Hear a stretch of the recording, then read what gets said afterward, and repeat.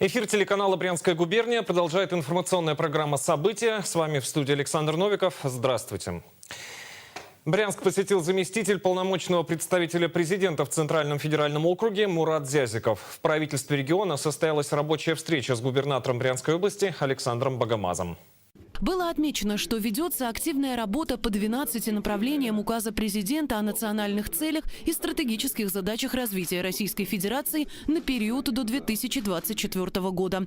Александр Богомаз рассказал Мурату Зязикову о том, что накануне открытия года театра в Брянске распахнул свои двери для маленьких зрителей отремонтированный театр кукол. На открытии присутствовал полномочный представитель президента в ЦФО Игорь Щеголев. В планах масштабные работы в театре юного зрителя. На эти цели в рамках национального проекта «Культура» из федерального и областного бюджетов в 2020 году предусмотрено более 128 миллионов рублей. И уже в этом году на разработку проектной документации регион выделил 5,5 миллионов рублей. В ходе встречи коснулись развития промышленности и аграрного сектора. Брянская область последние 4 года демонстрирует устойчивый рост по всем показателям. В промышленном производстве на 36%, в сельском хозяйстве больше 40%.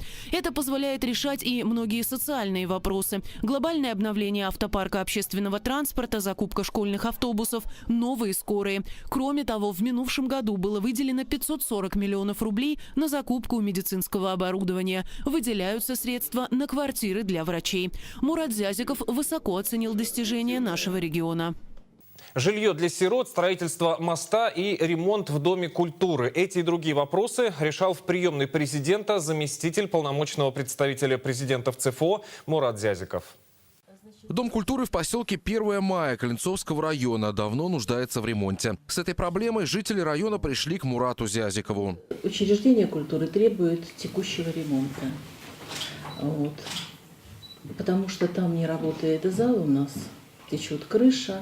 Надо менять полы.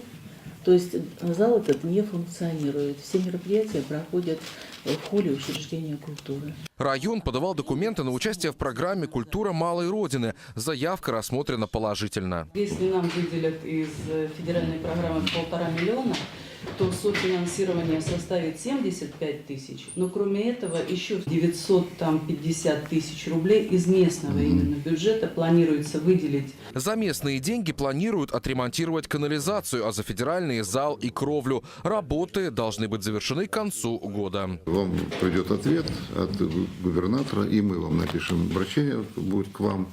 Ну и уйдет сегодня письмо губернатору Александру Васильевичу по тому, чтобы на контроле все это вопрос. С другим общественно важным вопросом пришли к заместителю полпреда жители Новозыбкова. Просьба оказать содействие в ремонте моста в центре города.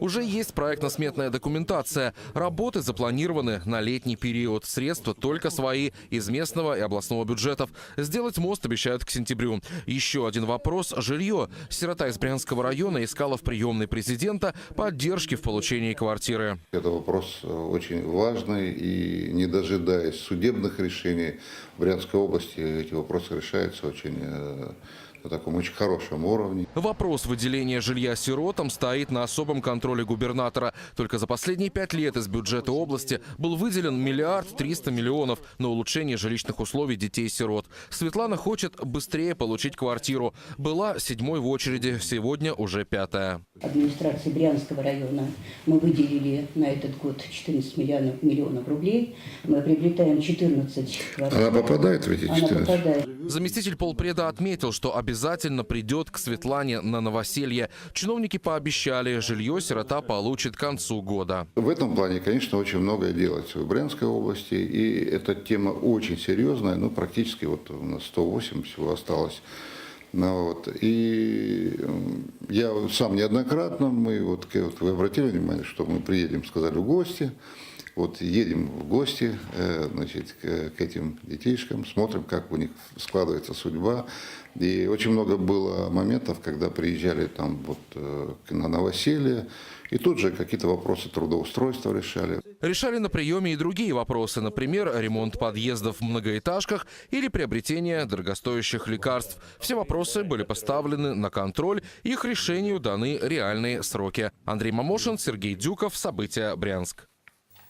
Также в рамках визита заместитель полномочного представителя президента в ЦФО посетил Брянский художественный музей. Помимо экспозиции, Мурат Зязиков посмотрел, как выполняются ранее данные поручения по ремонту объекта.